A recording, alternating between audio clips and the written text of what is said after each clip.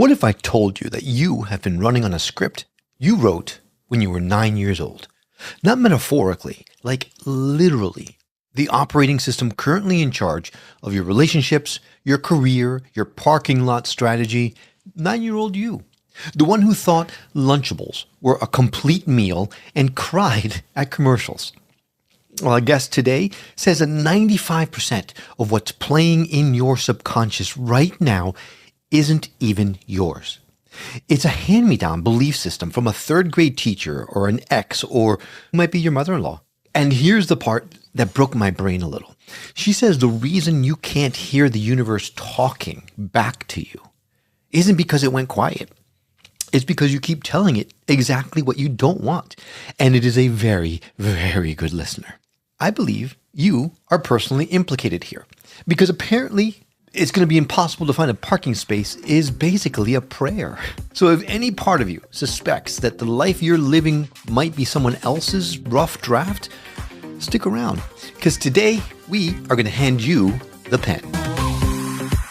My name is Will. And I'm Karen. And unlike Mulder and Scully, we both want to believe. So we've embarked on a journey of discovery. We've talked to people deeply entrenched in the spiritual and metaphysical world. We've thrown ourselves into weird and wonderful experiences. I even joined a coven of witches. And wait, you joined a coven? Yep, all in the interest of finding something. Anything. That will prove that there's something beyond this physical, three-dimensional world we all live in. This is the Skeptic Metaphysicians.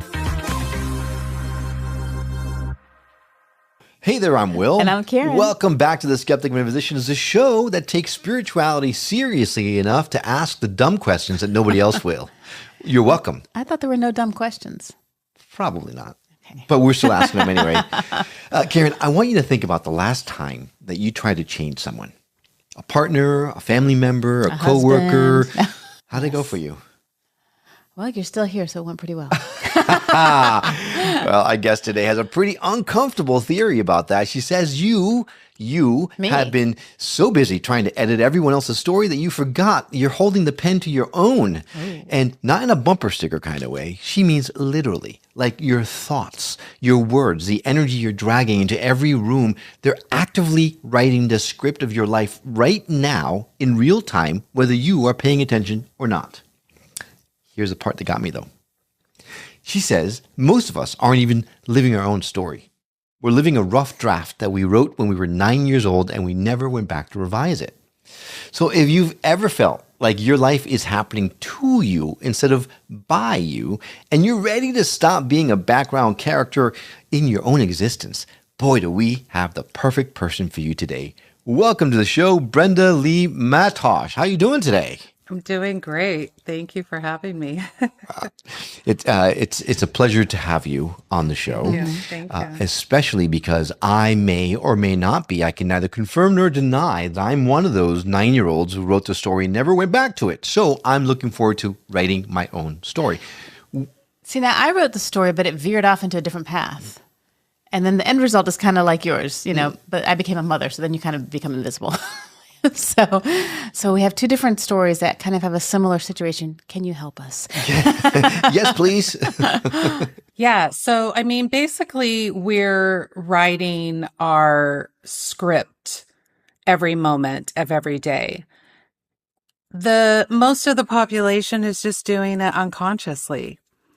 And I'm here to help bring some awareness to the unconscious patterns, thoughts, words, and really emotions that are happening within you. And all of that within you is surrounding you every day to come back to see yourself. That is profound. What if you don't like what you see when you look at it and you see it? Yeah. So part of the journey of the beautiful soul, who is a human evolutionary journey, is to evolve into loving and liking every single part of your journey. And so if you don't like what you see, then there is a belief system, a narrative playing, a program that probably doesn't even belong to you, that your mind is feeding you something about yourself that you don't like. And it's not true. It never was, and nor it can be, because the divine light that you are is perfect in every single moment. It can't get it wrong because it's just in an experience. You talked about when you kind of look in the mirror and you don't see yourself, or you haven't for a while. What if you don't even think to look in the mirror? I think that's what's happened with me. Like, so much time has gone by and I don't even think about it anymore. You just kind of follow that, continue with that hamster wheel. Yeah. So I used to be like that, where I didn't want to look in the mirror, but I found that, the entire world is a mirror of us. Imagine if you had a thought of, I'm XYZ and you're in your house alone for 5 years and you never left the house and you never spoke to anybody. You wouldn't see yourself unless you actually looked in a mirror, but that wouldn't tell you anything. It wouldn't give you feedback, right? The only feedback that you would get by looking in a mirror in your bathroom is what's programmed in your mind, in your belief system, how you talk about yourself. And it's usually a self-critic, right? But if you never left your house for 5 years, you'd have zero feedback. The only way you get feedback to see who you are is to go out into the world. And when you stop looking out at everybody with judgment, even when it's joking, and you start seeing, what are they showing me in me? You can absolutely see that everybody is a mere reflection of you, helping you get to where you're going. Even if they look stuck to you, take the gift and let them be who they are, right? So the very question that you don't want to look in the mirror is why wouldn't you want to look in the mirror? Like, we're fascinating beings. We're incredible. Look at our systems, how we function and move through life. Why wouldn't you want to just stare at yourself and go, I live on planet Earth. It's a little kooky down here, but I'm doing great. Well, some of us are more than others in terms of, like, if we fill that mirror a little bit more than others, right? So, Well, no, I'm even thinking, like, even past that. Like, it's not that you don't want to, you just don't think about it. It just doesn't even occur to you to look in the mirror. I think that's kind of living life unconsciously, kind of thing. Yeah, you're just doing and the next thing, and you're just not even thinking about it. Yeah, I mean, the first step to understanding who you are, know thyself, is to look in the mirror and look at your body and start questioning your mind and hear your voice and, what am I saying all day? And do I show up the way I say?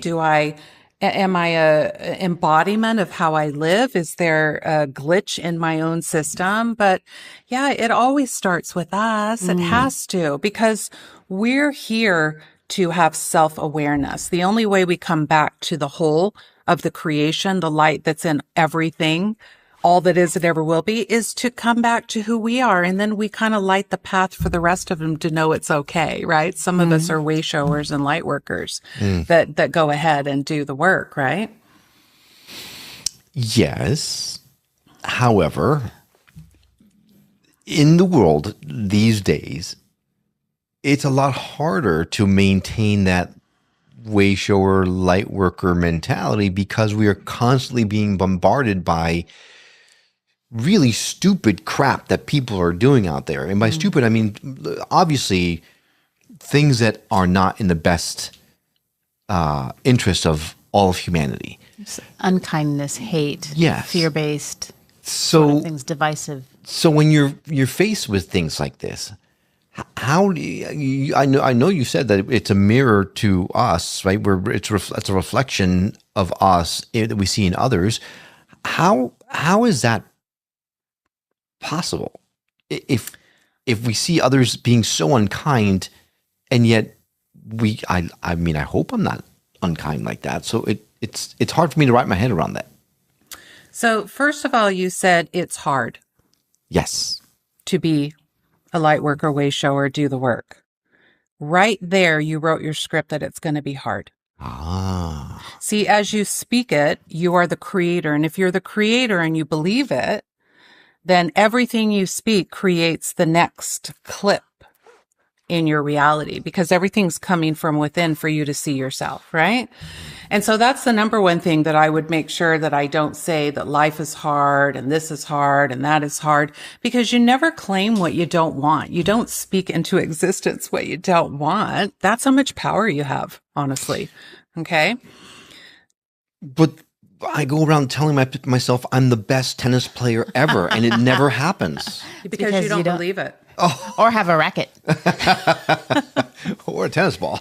But Yeah, I mean, we can make fun of it, and that's fine. I'm all about making fun and having fun. But if we're getting down to, the heart of the matter, and we're getting down to the truth, we control every scene of our script. And look, you can't just say, I'm going to dismantle my mind and I'm going to listen to my words and I'm going to open my heart and I'm going to take action in one day. It doesn't work that way, right? You have to select the one that's kind of your biggest obstacle. What are you struggling with the most? Are you struggling with self-confidence? Are you struggling with how I speak to myself? Are you struggling with how you react to the world, right? You have to pick one and then you start working with it. And once you start working with it, you'll start to see the proof that you're in the same house, but inside of you shifted. And when you go out, everything around you shifts. People respond to you differently. They don't know, did you change your hair? Do you have new makeup? Did you lose weight? They don't know what it is. It's an energetic shift of how you now are showing up. And this happens over time, little by little, and little by little becomes a lot. So by working on it, do you mean just be aware of the things that you're saying and things like that? Or is it, I'm assuming it's much more to it than just that, Well, yeah, I mean, you definitely need to be impeccable with your word. You must be. You need to hear yourself speak. I talk out loud. And when I was dismantling my own egoic program that I didn't agree with anymore, that didn't make sense to me, that had been with me for 49 years and I just didn't believe it, I started questioning everything. It couldn't answer me because the program can only answer what's been deposited. And if I want to go over here and haven't been there before, it just puts up fear, but it has no validity for that fear. So I questioned everything, right? And once you start realizing that most of the things that are playing 95% in the background in your subconscious that are creating your reality aren't even yours. They're belief systems that were handed down to you by a school teacher or a friend or an old boyfriend or their family or a mother-in-law, whoever it is, right? Your family. You start to just go, oh, well, that got me to here, but that's not going to serve me with the desires that I have. And you just start testing it. I promise you it works. But first you got to dismantle. It's like you got to get the robber breaking in the house in the act. You got to hear yourself say it so many times that you go, I can't believe I keep saying that. That's not my thought and word. Why am I doing it? Okay. Go ahead. That's step one. But I want to get back to a question that you had asked about the reflections. And I was thinking about that the same too. If you consider yourself, or you do kind gestures and you talk about love and that's what you put out, but you see this toxicity and people being unkind, how do you see that reflection and take that as a reflection of you? Or how do you work with that? Yeah. So, don't take anything literal. And nothing is as it seems. These are the two rules that you need to start practicing, right? Okay. And so when you see things out in the world that aren't you, that aren't aligned with you, that are just sad, darkness, evil, whatever your word is, it's contrast to who you are. You have to know that, right? The mirror is, why are you attaching yourself to something that you don't like? Why are you in the news? Why are you scrolling? Not only why are you scrolling and watching it, but you're delivering it to somebody else who didn't scroll and see it. That adds to the collective narrative that's playing in that script, which is darkness or low vibration or negative vibration. In that moment, and you'll play and go back and forth. I mean, it's a duality planet. You wouldn't even know that you were in the light unless you saw somebody in the dark. You wouldn't even know what it felt like to be happy unless you had a sad day. This is the human experience. The soul wants to experience everything that it can. It just doesn't want to hang on to it too long. It wants to receive the experience, find an awareness of itself in that experience, and then move on. It wants to be in motion as energy is. But people get stuck and then they play victim and they blame. And then if you're blaming the government for everything they're doing, but you're not changing things inside your four walls and inside your psyche, then you're adding to that collective narrative. It's not tit for tat. There's like two frequencies, love and fear. Which one are you vibrating in every day? Mm-hmm. I love that.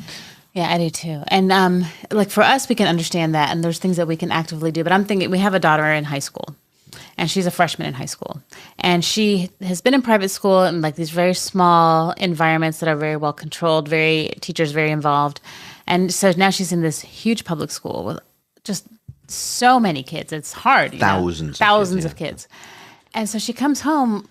Not every day, but like almost every day, other day, saying, "Oh my gosh, Mom, you should have heard the way this person said to this person," or like she tells me these stories of things that she sees. How do we teach her at a young age? Because now's when she really needs to know to work with that, and not because she's not talking about people being mean to her, but she's seeing it. She's she's witnessing it. Yeah. So what does she do with that? So she has an astute awareness. I had it too, right? And so I would advise her to observe, not absorb.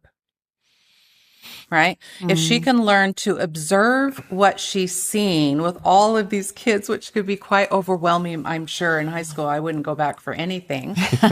Ditto. If she could just learn to observe the behavior, observe what's going on. And in that moment, rather than absorbing the story and coming home and giving it to you, determine in that moment, would this hurt me or help me? Would this group of girls be a good fit for me or not? Are they showing me contrast, or is there a resonance there? Am I attracted to that energy, or am I just observing it as a choice in the candy store that I don't want to pick? Yeah, her thing is that she wants to help the victim, always the person that's being like she, wants to pull them apart, and she will. She'll go up and she'll grab someone. Hey, come over here. I want to show you something, and kind of change the whole topic. But savior mentality. Yeah. But that's that's gonna be really tough on her too. Yeah. Well, yeah. So I was very empathic and still am. And in school, I wanted to rescue and help and fix and save. And I felt everybody's sadness, and I fought for the underdog, and I was always doing that. And, that's a beautiful thing. Her heart, right? She's in her heart, and that's really sweet. But you've got to teach her that she's not the savior of everybody else. Yeah. And it's okay for her to feel and want to help, because this is such a beautiful quality that we get to experience. But just make sure that she doesn't ever give away herself. Don't empty your own cup to fill another. Make sure that she's aware, am I saving them because I feel sorry for them, or am I lacking something in myself? The rescuer, it takes on a lot of momentum at this age. Yeah. And you don't want her to fall into, the hamster wheel on that, because it's hard. It took me 49 years to get off the hamster wheel doing that. And I would say, actually, there's a lot of people right now who are way older than our daughter who are in that as an adult, going through the motions. So if this resonates with you, whether you're a kid or a grown up, it's very relevant to you, Karen. Bus me, Karen. Yeah. There's no teenager in high school. Huh? I'm just saying, right? Yeah. No, there friend. And she's just like me. She's asking for her daughter. That's okay. We can use your daughter as the example for the whole podcast. Yeah, I'm pretty bad, but she is too. Yes. I mean, not bad, but The phrase comes to mind: chip off the old block, or apple from the tree. I don't know, but yeah, no, but it's great advice, and close to what we have already told her. But the phrasing that you used, observe, don't absorb. That is, I'm going to write it somewhere so she sees it everywhere all the time. That's fantastic. Yeah, and just, is this hurting me or helping me? How does it, so if she came home and told you something, just say, okay, you just told me that. How does that make you feel inside?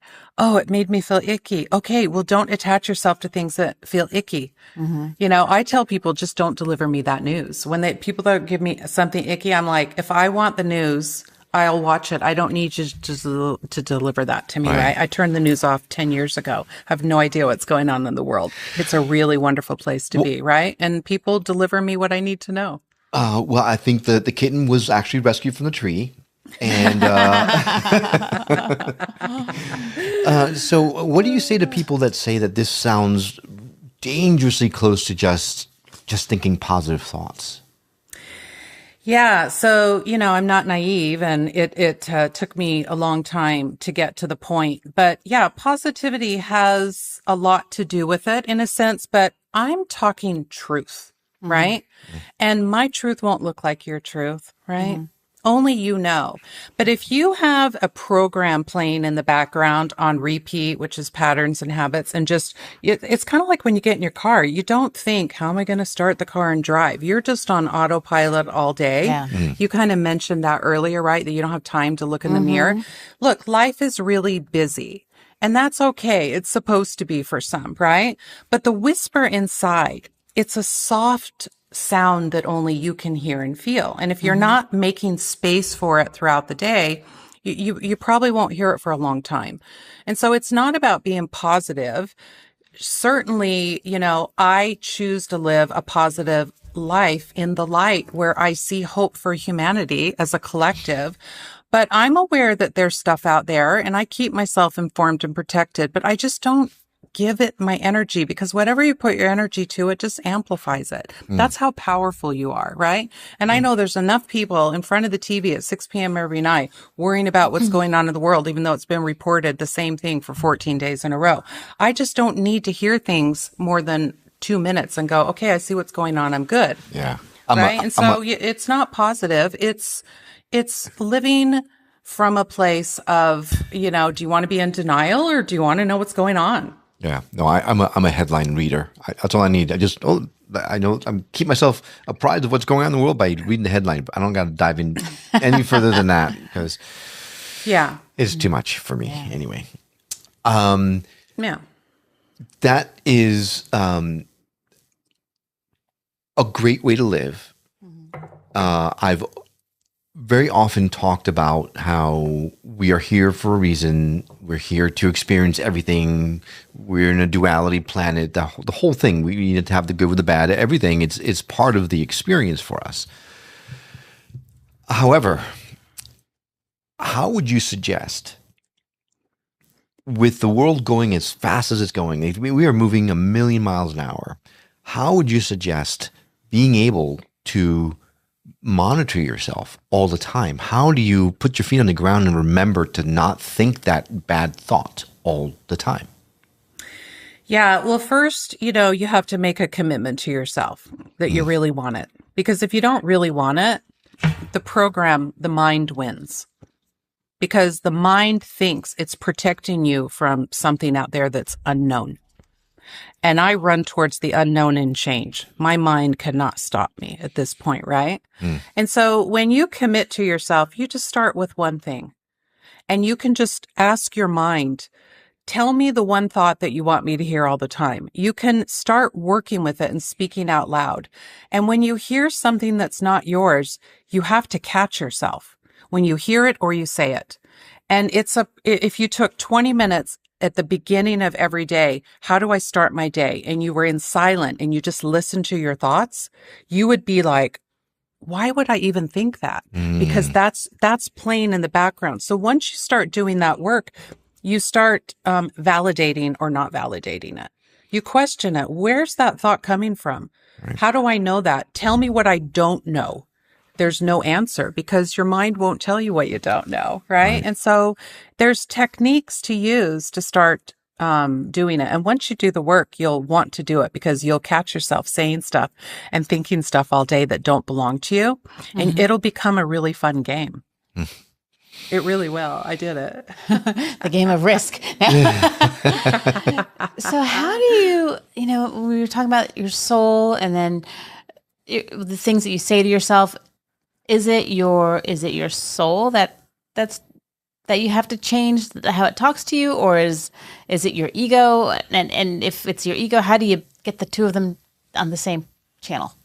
Yeah. So so the soul is starting to remember. This is what we're seeing in the Great Awakening here, huh? The soul inside, it's starting to remember right? We're in the grand illusion, right? Maya, the grand illusion. And so the mind has power in the illusion of the matrix because it's been programmed and it's just like a computer, right? It's just running on autopilot. The soul starts to remember that I have a little more power than that. When you start questioning everything and dismantling this darn egoic program, you have an intellectual mind that is so brilliant and so beautiful, right? And what happens is there's a heart coherence that happens. The heart already has all the codes of what you should be doing in life. It already knows the way. There's so many trajectories that could get you to that final point. You can't make a wrong turn. You're gonna, no matter what you do and what you go through, you're gonna get to that end point that the soul came here for the evolutionary experience. And so the soul's not attached to good, bad, right, or wrong.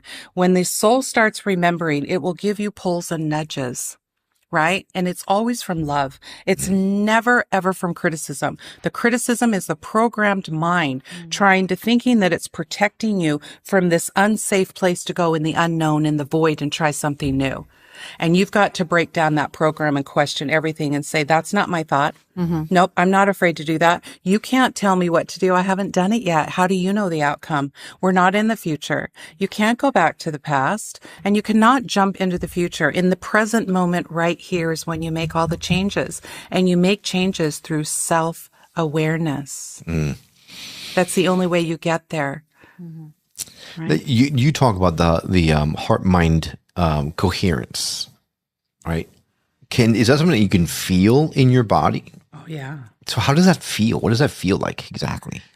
It feels incredible, and it's safe, and it's unlimited, and there's zero fear. You're just going to live and be joyful, and it happens inside. And once you touch it, you don't give it up. You don't give it up to anybody, right? And so there's a process that happens with these practices that I offer. A lot of people have practices. They're just tools in your toolbox, you know, and everybody will be drawn to somebody who resonates with them, and it's divine timing. And when you do that work, you'll just, well, for me, I was laying in bed and I heard my mind say something that was kind of like startling to me, that my mind, because I had been doing so much work, and I heard my heart say, no, dear, it's okay. And then I heard my mind surrender and go, oh my gosh, you're totally right. And I heard this conversation inside, and I was like, oh, I just reached heart-mind coherence. It was like so magical because I had read about it and I was doing the work, and it just happened because everything's happening in here. It's all happening inside.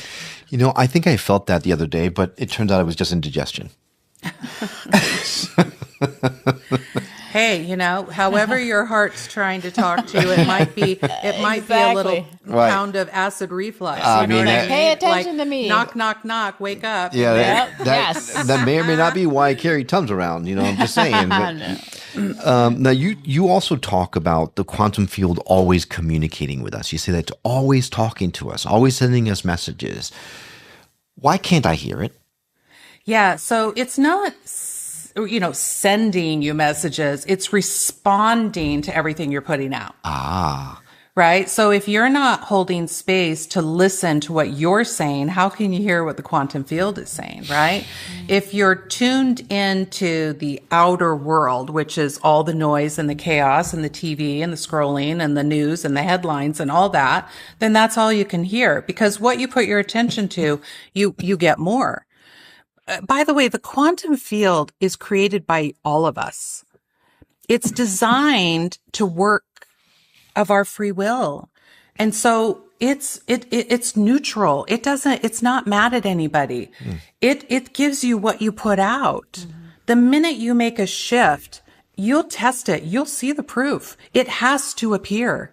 Whatever you decide to put your attention to that's new, it will appear and show it to you. So it's moving in its motion around us at all times. It never turns off.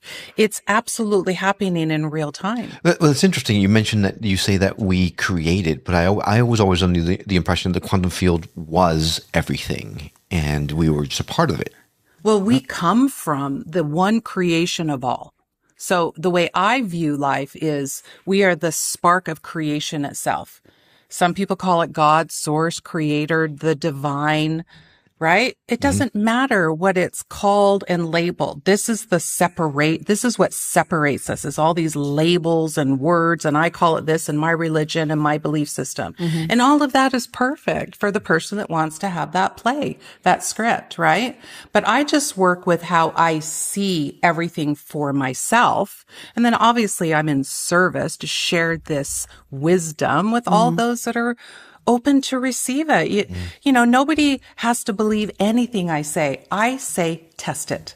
But if you're not dismantling your program, you're not going to see a lot of results because this has power. Yeah, no, for sure. Yeah. So if someone wants to listen to the quantum field, what should we be looking for? Yeah, so the quantum field is every thought, every feel, your emotions, and everything you speak. So, you could test it. You know, a lot of people test it with, I want front row parking. That's a good one. And then I tell people, you got to graduate past front row parking. When you see it work a few times, you got to step it up and ask for something new. How many times do you need to get front row parking? We can get front row parking? I've been doing it wrong all along. Because you're thinking, I don't want the worst parking spot. And it's just hearing the worst parking spot. Is that, yeah. Should we have our guest answer the question? I was just commenting. You're way too smart for me, Karen. That's the problem. Yeah, I mean, she's absolutely right. I have people say all the time, oh, you know, I said this and then, you know, I had the worst day. And I'm like, well, according to the universe, you had a perfect day because you created it and you get what you want. Right. It's just how it works, so then right? But you got to test it. Is it a belief system? Like you believe you're going to get front row parking? Yeah. So I know. Oh, so it's a knowing. I know now, right? But you start with a little bit of curiosity outside your comfort zone, right? Be a little curious that you don't understand anything that person's saying, but they said one little thing that you're going, a little curious.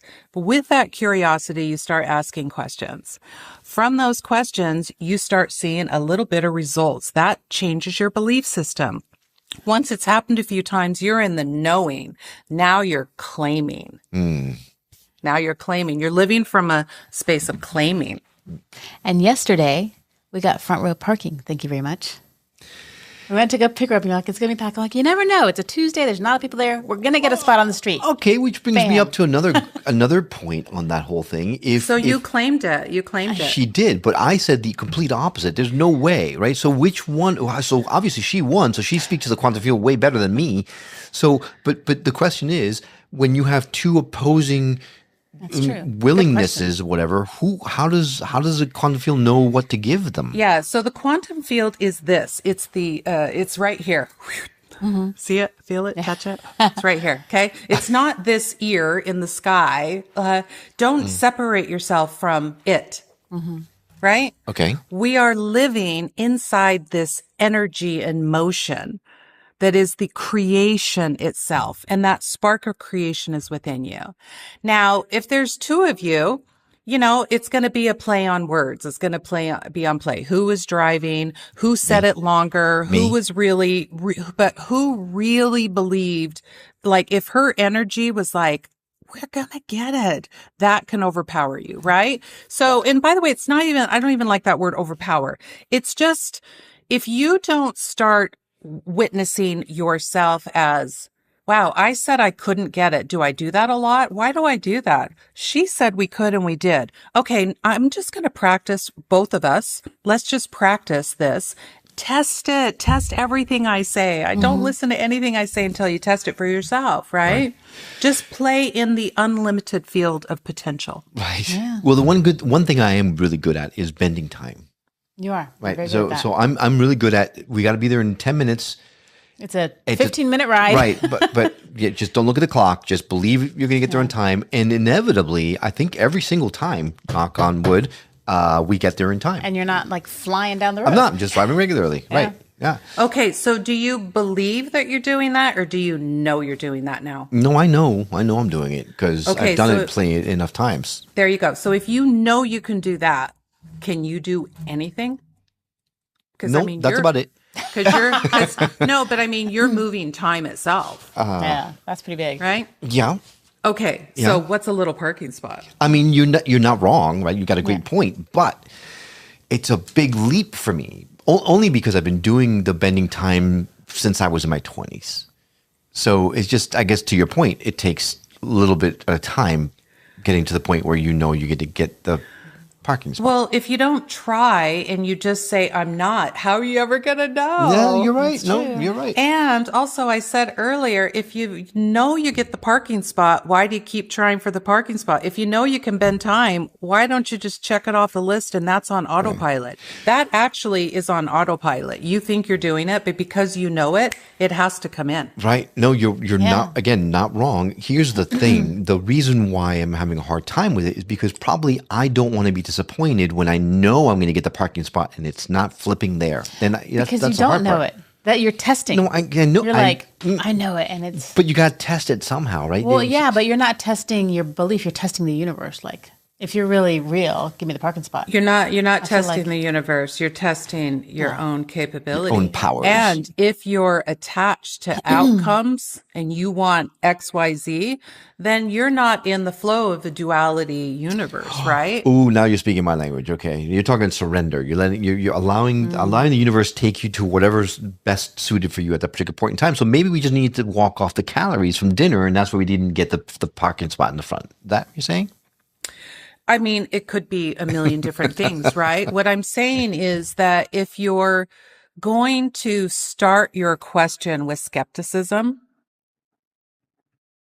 then the universe is going to give you skepticism. Right. You've already lost. Right. Yeah. You've already lost. Right. All right. So if you want to change the way you're showing up in your own reality, then you've got to make a commitment to come in with no attachment and literally doing the homework and trial and error and see what works for you. And did I have a really bad day? And then I was pretending to be happy, and you've got to test it. Know thyself, right? Yeah, that's the rub. Well, I've been having some interesting experiences lately where things will show up before I know I need them. You know, it's like, I think it was today, I was doing something and I saw this pair of clippers. I'm like, well, that's a weird pair of clippers. And then I went and there was a tag that I couldn't get off my shirt. And I'm like, oh, clip? You know, or like it was just weird. Like, I don't know why the clippers were there. Yeah. But that's stuff like that's been happening a lot Okay. recently. So, okay. That's really good. I love stuff like that. That's Yeah. fun, right? Yeah. Because so once you're dismantling your program and you're commanding your new belief system, right? And then you're feeling that I don't know how, but this feels really good. And you're putting forth new actions, the universe starts showing up. You actually are a different version of yourself, right? You'll exist in 50 people's minds the last time they saw you 3 months ago, but you've shifted. So the next time they see you, they'll think something's off because your awareness has shifted. Your conscious awareness has shifted. You still live in the same house, right? But you see yourself differently in the play. And so once you get to that point, you'll start seeing that your script has already been written for you. Oh. Right? When you stop writing the script from the egoic program, you'll see that there's several trajectories where the script has been written for you to get to this point, to have all these experiences from a soul, the remembrance of the soul. And things will start, you'll have little Mandela effects and things will start showing up to let you know, I got you. That's the quantum field communicating, saying, I got you. You don't even need to ask for it. Oh, man. You are in the flow. I'm so jealous. Hey, I was just going to say jealous. So jealous. Yes, I am jealous. So does that mean that we can create anything we want? We can make anything happen? Anything? Isn't that dangerous? Well, okay. So what's happening in the collective right now with the darkness and the control and the stuff that's coming to the surface? Isn't that dangerous? Oh, right? yeah. Because so if I told you, that just watching all of that and talking about it is feeding the monster, I believe that's it. dangerous, right? Yeah, I believe And so if you just know that you want to create a new collective, we have to become the change we want to see for the whole first. Somebody's got to be the lighthouse on the shore to let the boats come in, right? And so each one of us every day, we do the best we can, right? The 4 agreements, right? Be impeccable with your word to yourself and others. Don't take anything personal. Boy, that's a good one, right? That's a hard one. That one took me 49 years, right, to learn that one.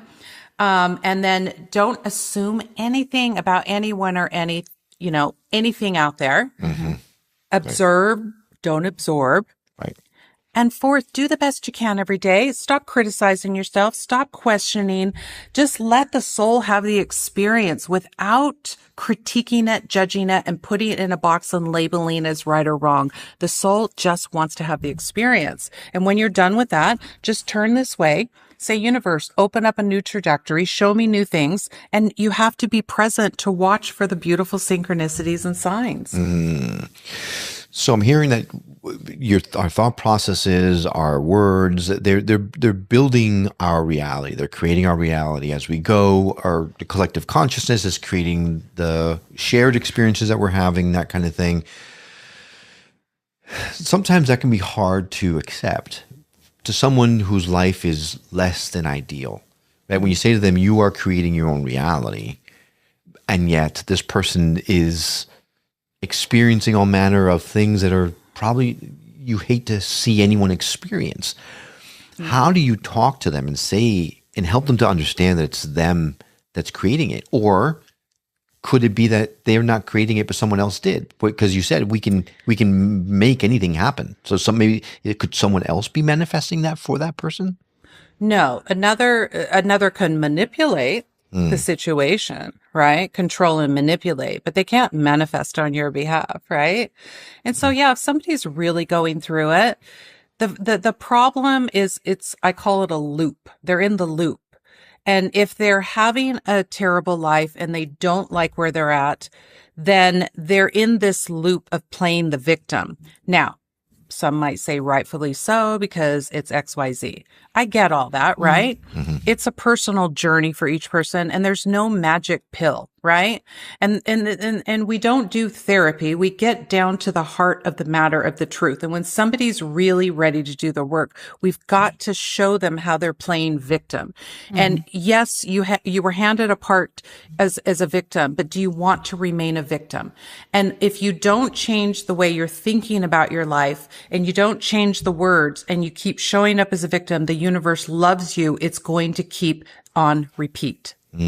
So you have to use some tools to get them to see. And usually they have to have proof. Everybody wants proof, right? Yeah. And so you give them enough tools and you hope they commit and they get the proof they need. They come back and then you work with them. And I've had a lot of people that can literally, at the first, they think I'm crazy. And then they come back to me and go, oh my God, you saved my life. And I said, no, you saved your life. You did it. You did the work. You committed. Right. You're the one that cared about you enough finally to say no to everything in the field and create something new. But it's a process and it's a commitment. So how do you handle someone who, for some reason, wants to stay in victim mentality, who's not ready to do the work? Do you just say, sorry, come back to me whenever you come around? You let them. So you just let them be the victim. You let everybody be who they want to be because they're in their experience and they haven't learned enough. They're not ready to graduate. But let's say that they are around all the time and they're kind of bringing they're bringing the bummer down, right? Are you talking about me? No. Okay, I'm like, I'm around all the time. No, Like, what do you mean?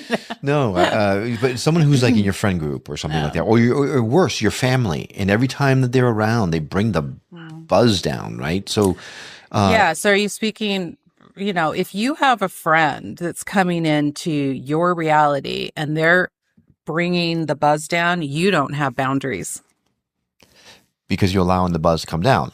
Because you're allowing them, because nobody can bring your buzz down. Nobody can touch you when you're solid in here. But if you're still trying to appease or please or walking on eggshells around somebody, you haven't set a boundary. And a boundary is not a bad thing. A boundary is never set for the other person, by the way. To forget that. If you try to set a boundary for them and you want their approval and you want them to like it, you're never going to set a boundary in your life. And you don't set a boundary to punish. You don't set a boundary to tell them you're mad at them. You set a boundary that this is how I live my life. This is what I choose for me. I love you. And if you don't see how I'm living and I'm going to see you how you're living and we don't try to change each other, then we can be around. But if you're going to act this way, this is not going to work for me, right? And we're not trying to change the person, but we're talking toxic behavior here. Sometimes you just got to let everybody be in a bad mood, right? Sure. But it sounds like you're talking about when it drags you down. That sounds toxic to me. Yeah. And that's because you haven't set a boundary that this just doesn't work for me anymore. And they'll say, well, you used to. And I'll be like, yeah, I used to tolerate a lot. And I just chose not to anymore, right? So it's about drawing the line in the sand that you won't cross. And it's and not allowing. I mean, I'm thinking of, let's say, a family situation where it's hard to let go of that family member and saying, sorry, but I can't be around you anymore because you are choosing to remain in victim mode, and I choose not to be around that. Yeah. What if you wouldn't even have an opportunity to set a really good boundary for yourself unless your family member was acting that way? What if the mirror that's a double mirror for both of you, what if it's your job to catch your ball on what they're teaching you to expand your conscious awareness of your own experience for your own evolution? And maybe if you get it first, you can one day hold that as the role model and let them leave and let them be them and don't try to change them and show them what it looks like when they're ready to come towards the lighthouse. So that's the thought process, that everyone is a teacher. Everyone has something to teach you. And well, we're teachers and students in every moment. I'm a student. Yeah. I only teach what I learn on myself, and I actually embody this work, right? It changed my whole life, and I'm in service now to teach those. But I have clients that, they don't understand it, they don't believe it, and they don't want to do the work. And I say I'm totally fine with that. Like, I love you just the way you are. Do you love you the way you are? And then they'll come back a year later and say, I went and spent all this money, went to all these people, and now I'm coming back to you. Let's get to work. They just weren't ready then. And I'm okay with that. I don't take it personal. I'm just here to hold space for those that are ready to do the work. And it's not a lot of work, but it is work, to dismantle this kind of, you're in autopilot. I don't run on autopilot. I'm new. I change every day. I have new ideas, and I just want to be myself. And I wouldn't allow anybody in my life at this stage to question what kind of mood I'm in or how I'm showing up. I get to show up how I want. If you have a problem with it, the conflict is within you. And I just hand them back the ball. That's all. That's a brave thing to do. I think I need to be a little bit braver with some people. But so let's say a full-on skeptic comes to you and says, "I'm going to give you 10 minutes with genuinely open ears." What's the one thing you want to make sure that you leave them with? Yeah, the one thing that I would leave them with is, if you can learn to truly put yourself first in your life, if you can literally put your hands on your heart and ask questions, who am I? Why am I here? What is it all about? And you truly want to hear the answers, the soul inside of you, the remembrance, your heart, your heartbeat, right, will start to do something inside your DNA. It happens within, and the outer field will start reflecting these new things, and you'll have a thought and the answer will appear. You'll say, I want to do something. You'll go to the coffee shop and they'll start talking behind the counter about what you just said, because your script is playing out. It's letting you know there's a potential in the field. And if you can choose yourself and separate yourself from toxicity and news and just come down into some space, at least an hour a day, and commit to some practicing some actions, and you choose you, I would, I'm pretty sure that you're going to fall in love with yourself in a way that you didn't even know was possible. And when you reach that level of love within, you won't let anybody touch it. You'll share it, but you won't give it away. And so I would invite somebody to journey within on a self-love journey without criticism.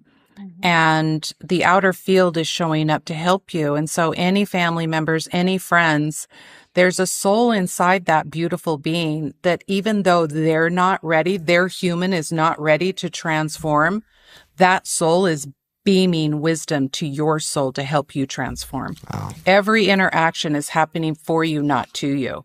And if you can live from that, you're going to see the proof. It has to appear. It has to. So what are you working on now? What do you want to make sure that the audience knows that what you're doing that can help them right now? Well, so my platform is attuned guidance, and the word is pretty self-explanatory. I'm here to help you attune to your own voice, your own rhythm, your own truth. It won't look like anybody else's. You're supposed to be so uniquely yours. And I do one-on-one coaching. I do group sessions, and I also do gene key sessions, which is kind of a soul mapping to give you a little, for somebody who doesn't know where to start. Oh my gosh, why am I here? It's pretty magical to kind of give you a few tools to kind of look at and go, well, I am like this. And if you can start looking that I'm like this and I'm okay with it, your whole world will change when you just accept all parts of you, even your shadows, because the shadows are your challenges to help you become courageous and strengthful and powerful and want to make changes, right? And then I have courses that people can take that are lifetime courses that are, 20 minutes each, and they can log in on their phone or their computer, and it tracks, and they're their own guru. They're their own person that scores them. And the courses that come from the tools and the techniques and the actions that I used on myself to dismantle my 49-year-old egoic program that, by the way, served me for the 49 years until the day I woke up and it didn't. Yeah. And in that moment, my soul decided she wanted to have a new experience from unlimited potential. And I said, I don't have a problem with it. All right. Well, then give us that website one more time so we can put it up on screen. Oh, attunedguidance.com. All right. Yeah. Perfectly. And then I'm on Instagram at attuned guidance. So yeah. Excellent. All right. So we're going to add direct links to the website and the social media in our show notes. So all you need to do is go to skepticmetaphysician.com if you missed anything and go to her episode page. You'll see the links directly in there. So it's easy for you to connect. Brenda, this has been fascinating. Thank you so much for coming on the show and blowing our minds, because this is pretty awesome. Well, that's what we're doing. We're like cracking the program at the mind, because everybody's kind of just living in their mind. And if you can just get out of it a little a ways, you'll determine that you don't want to live in it too often. And when you're in your heart, it just shows you the way, and it's much easier. Makes life much easier. I love that. To get out of your head, to get into your heart, live your life in that direction. You're going to find it's actually a magical life in every way. So thanks so much. We'll see you again soon. Thank you. Thank you so much. Thank you. Well, that does it for this episode of the Skeptic Metaphysicians. Thank you for taking the time to listen to this show. We know that you have many choices, and it is not lost on us that you are here.